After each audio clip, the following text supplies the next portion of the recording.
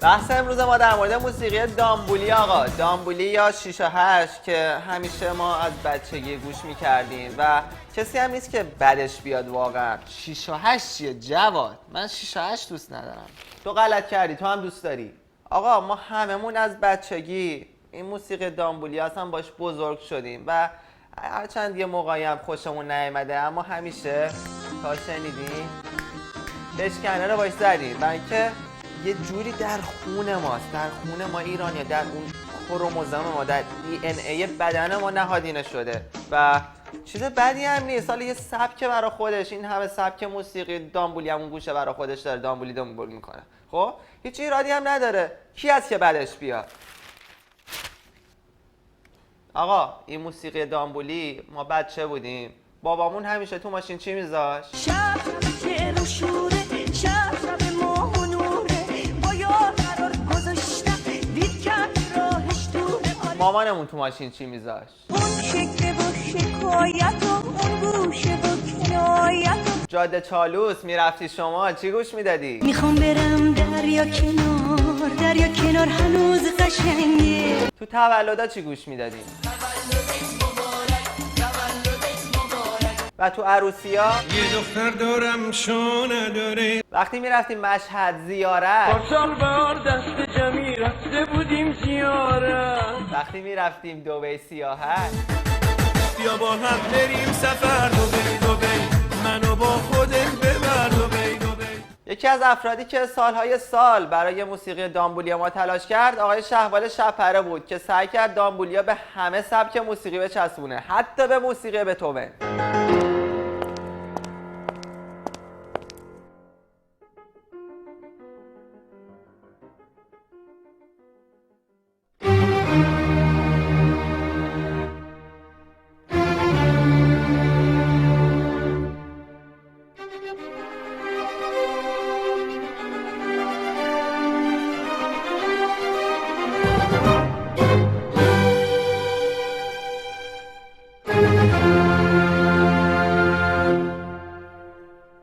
آقای شهبال شب‌پره آلبومی دادن تحت عنوان دیمبالاجی که خیلی رسما دیگه موسیقی به قول خودشون میگن دامبولی، من نمیگم، یعنی خودشون دیمبالاجی ساختن و با آهنگ بتوون، موسیقی کلاسیک اروپا. باز بحث موسیقی شد و گفتن اردشیر رفت بالا منبر. آقا ما نظر نمیدیم، کارشناس وقتی داریم تو مملکتمون کارشناس باید نظر بده. گوش میکنیم.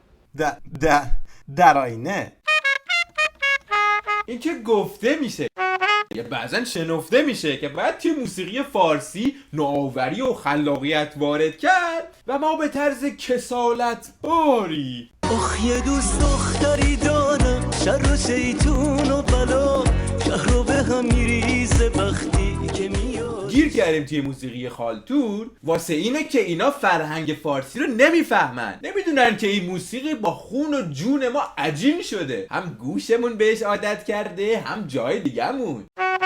کمر عرض میکنم و همه که چیز راحتیه، خواننده هامون لازم ندارن برن موسیقی یاد بگیرن، آهنگسازا و نوازنده هم همینطور.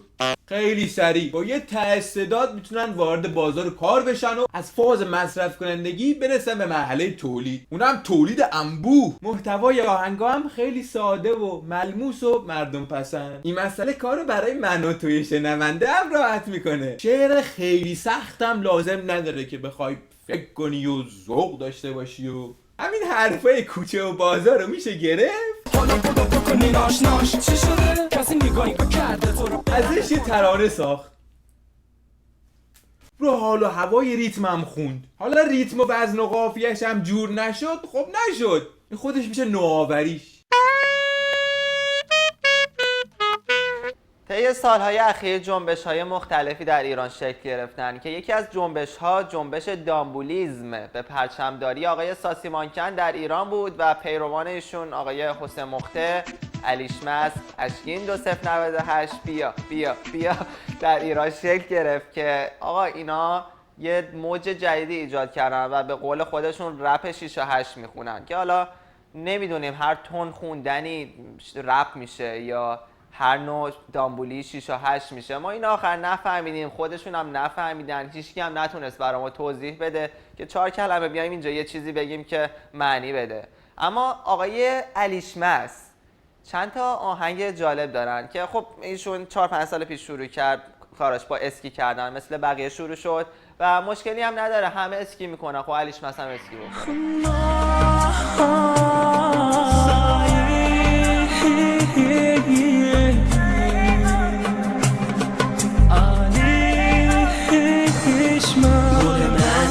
میخونم به خاطر توه، اگه مجنون و دیوونم به خاطر توه. با رفتن فهمیدم پسر ساده منم، اون که تو این بازی بازنده از خود منم.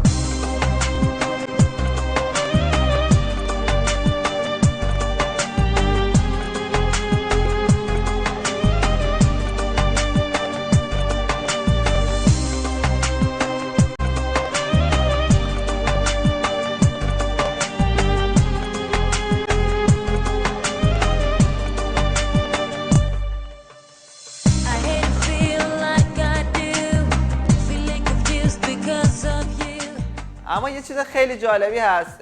چند روز پیش روز مادر بود و آقای علیشمس گفتش که خب چرا که نه، برای روز مادرم یه آهنگی بدیم، میگیره دیگه. همه کانال هم میذارن و گذاشتن، همه کانال ها گذاشتن و ما هم دیدیم و گفتیم به به. مادر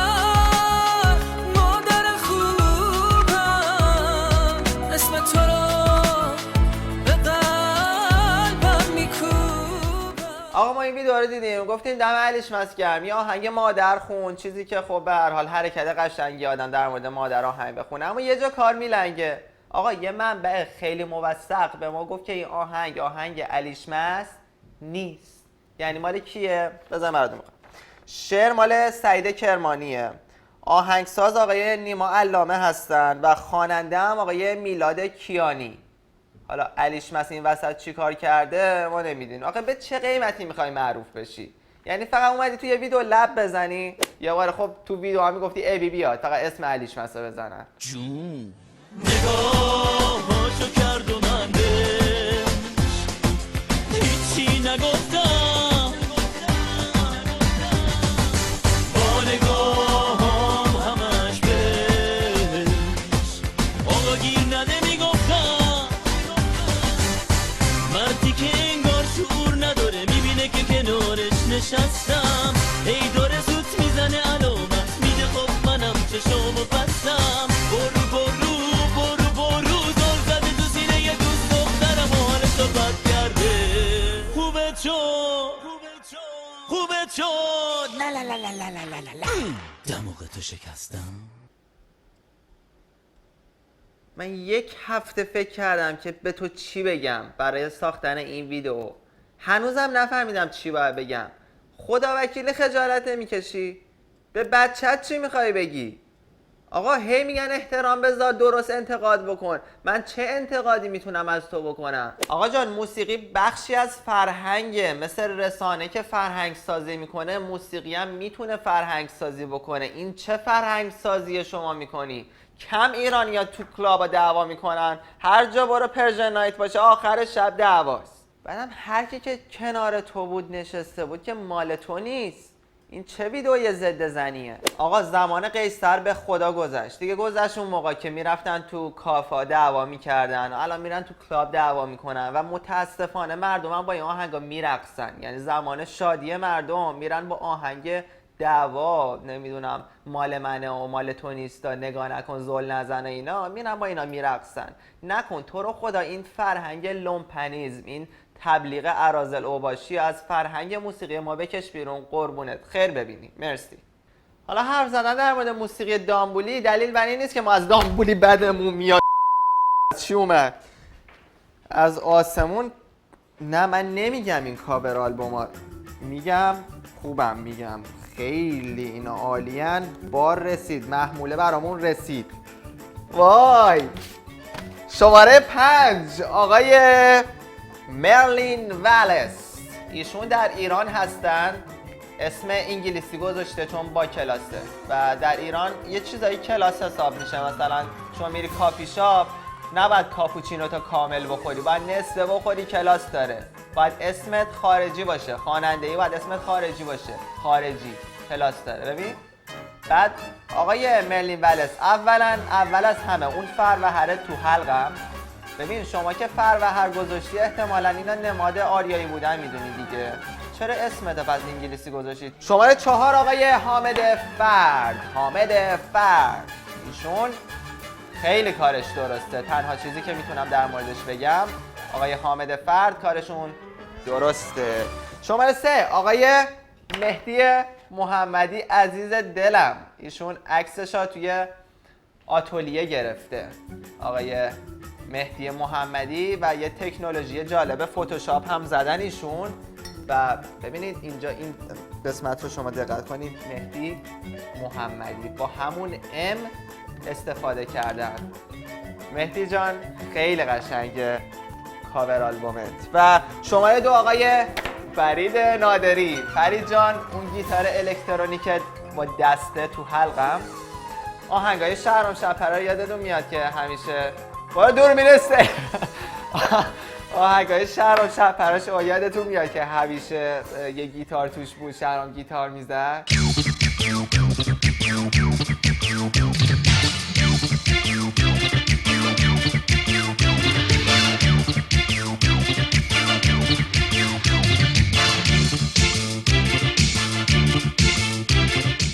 آقا صدای گیتار نمیاد از این آهنگ، هیچ جوره صدای گیتار الکترونیک نمیاد. و شماره 1 جناب آقای سعید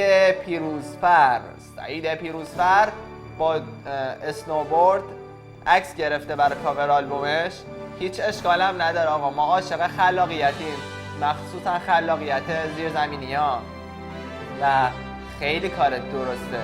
اون اسنوبوردت از پهنا تو حلقم سعید جون، خیلی کار درسته. شما شماره 1 این هفته هستی، با افتخار جام زربین رو تقدیم حضورتون میکنم.